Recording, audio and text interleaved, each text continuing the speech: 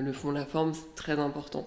Et lui, il me laissait trouver un peu ma patte sur ma manière de m'exprimer, mais en même temps, le fond du droit, quand il voyait quelque chose que j'avais loupé, il m'en parlait, et toujours avec beaucoup de bienveillance.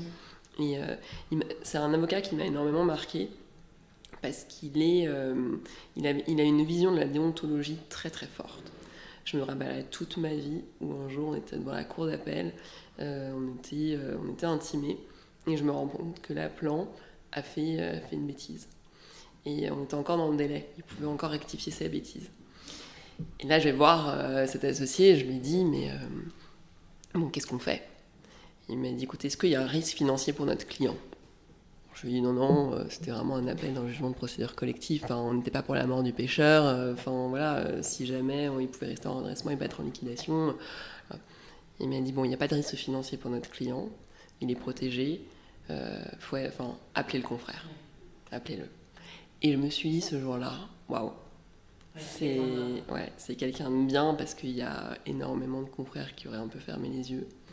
Et ça, cette déontologie, elle est très poussée. Et c'est ça qui, je trouve, dans le métier d'avocat, anime.